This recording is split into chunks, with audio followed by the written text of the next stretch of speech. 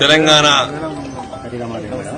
రాష్ట్ర రెండవ ముఖ్యమంత్రి రేవంత్ రెడ్డి గారు ఒక 4-5 నెలల క్రితం కేబినెట్ మీటింగ్ లో ఒక నిర్ణయం తీసుకున్నామని చెప్పిండు. ఏం నిర్ణయం చెప్పిండు? తెలంగాణ రాష్ట్ర ఎంబ్లం ఏదైతే ఉన్నదో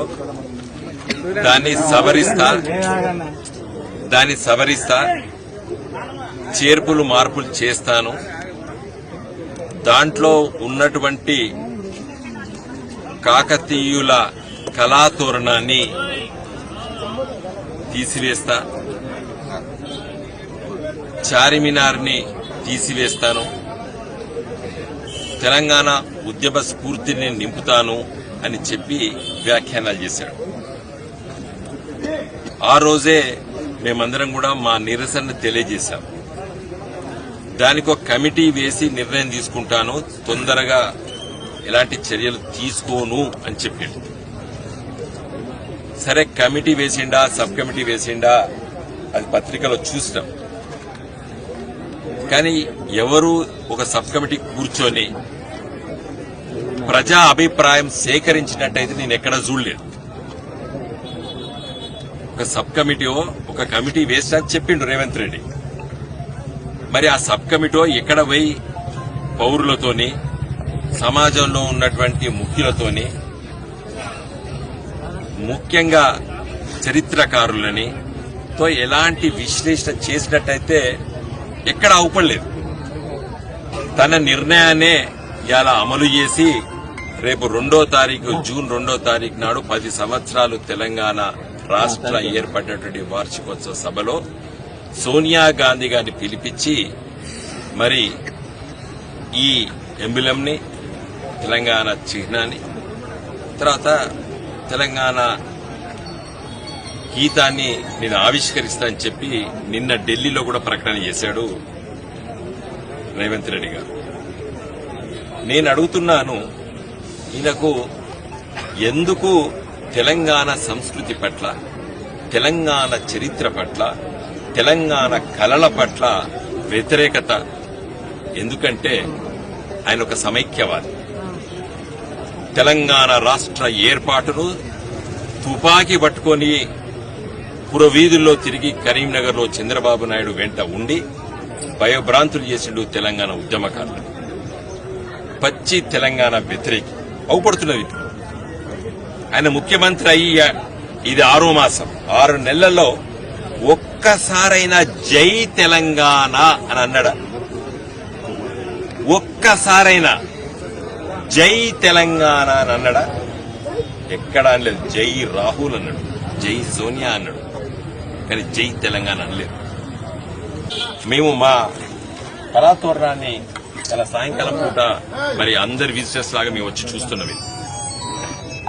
మా అందరి విజిటర్స్ లాగా మేము వచ్చి చూసుకుంటున్నాం, చిన్నప్పటి చూసుకుంటున్నాం. దీన్ని ఇంత గొప్ప వైభవాన్ని ఇవాళ తెలంగాణ రాష్ట్రం ఏర్పడిన తర్వాత ఒక వైభవంగా ఈ చిహ్నాన్ని ప్రపంచవ్యాప్తంగా మరి ప్రచారం అయ్యిందంటే తెలంగాణ రాష్ట్ర ఏర్పాటు పట్ల. మన 3 సింహాలు మనకు అవుపడితే ఇంకో సింహం వెనుకకుంటది. 4 సింహాలు కూడా నేను మార్చుతానని దుష్ట శక్తులు రావచ్చు ఈ దేశంలో. చట్ట వ్యతిరేకం అది. మనకు ఫ్లాగ్ కోడ్ ఉన్నది. నేను అందుకే చెప్పదలుచుకున్నాను, మీరు చేసేటువంటి ఈ ప్రయత్నము, రేవంత్ రెడ్డి గారు చేసేటువంటి ఈ ప్రయత్నము, అసలు ఈయన నిజమైన కాంగ్రెస్ నాయకుడు కాదు. ఇవాళ విస్తీర్ణవాదంతో ఉన్నటువంటి మనస్తత్వం ఉన్నటువంటి వ్యక్తి రేవంత్ రెడ్డి గారు.